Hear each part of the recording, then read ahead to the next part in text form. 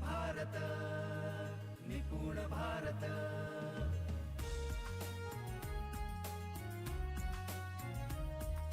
निपुण भारत निपुण भारत। जैसे हम यूजलेस के बारे में एक और उदाहरण देते हैं जो बहुत महत्वपूर्ण है। पुणे में एक गली है, उसका नाम था छपाई गली। वहां पूरा प्रिंटिंग प्रेस का उद्योग था। अब वहां का पूरा प्रिंटिंग प्रेस उद्योग बंद पड़ गया है। किसी ने स्टेशनरी का दुकान डाला है, किसी ने कटलरी का। ऐसे छोटे मोटे धंधे कर रहे हैं, बाकी सब ठप है। प्रिंटिंग प्रेस पूरे बंद है। क्यों हुआ ऐसे? क्योंकि अब प्रिंटिंग प्रेस की जगह पर डिजिटल मीडिया आ गया है और पोस्टर्स, बैनर्स सबके लिए डिजिटल मीडिया का उपयोग होता है। इसलिए प्रिंटिंग बाजू में पड़ गया। उसी में काम करने वाले दो भाइयों की बहुत बड़ी सोशल मीडिया और डिजिटल मीडिया की कंपनी है। पहले उनका भी वही उद्योग था। हम ये समझ ले रहे हैं कि बाकी के दुकानों को क्या हो गया, पर इन भाइयों का अच्छा भविष्य है।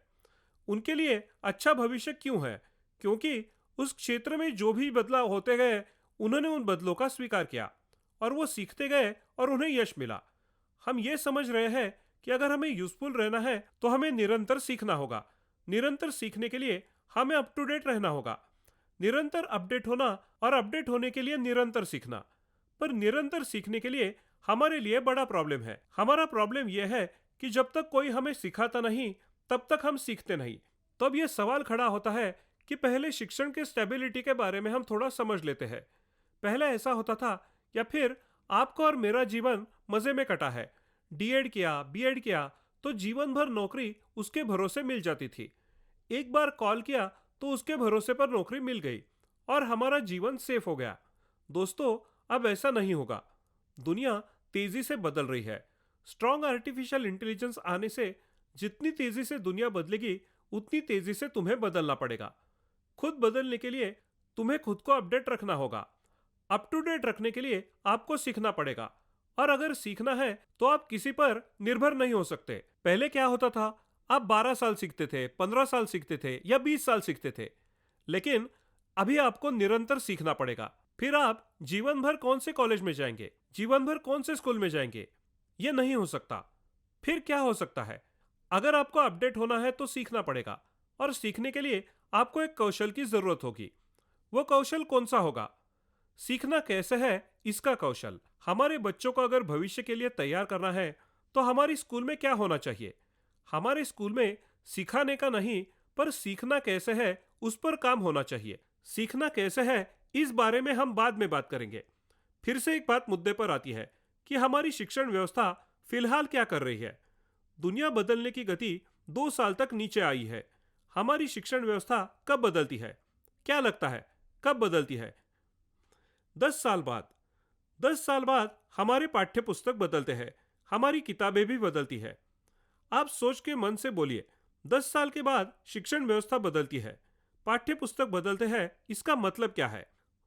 वही बोलूंगा जो आपके दिमाग में चल रहा है। कोई बड़ा बदलाव नहीं आता है। कुछ पाठ बदलते हैं, कुछ पाठ्य पुस्तक बदलते हैं, ऊपर के कवर बदलते हैं, कुछ चित्र बदलते हैं, बाकी सब वही होता है। चलो ठीक है, थोड़ा बहुत बदल भी गया। अब आप सोचिए, पाठ्य पुस्तक तो बदल गया, लेकिन जो सिखा रहा है उसका क्या हुआ? सिखाने वाला वही है। उसके गुरुजी ने उसको जैसे पढ़ाया था वैसा वो अपने विद्यार्थी को सिखा रहा है। और शायद अगर हम आगे बढ़कर काम नहीं किए तो उसके विद्यार्थी भी उसके गुरुजी जैसे ही पढ़ाते रहेंगे। दुनिया के बदलने की गति 2 साल तक नीचे आई है और हमारी शिक्षण व्यवस्था में बदल क्या हो रहे हैं?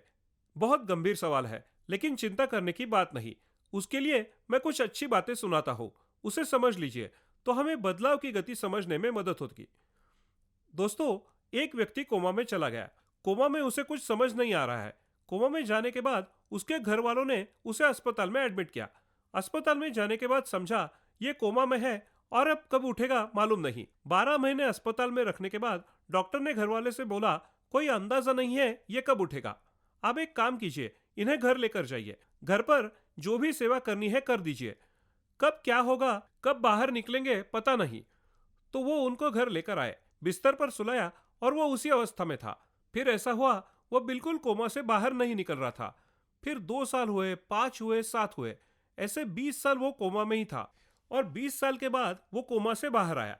जैसे ही कोमा से बाहर आया, घर वाले बहुत खुश हो गए, बच्चे खुश, बीवी खुश। 20 साल के बाद वो कोमा से बाहर आया। जैसे जैसे उसे होश आने लगा वैसे वो यहाँ वहाँ झांकने लगा।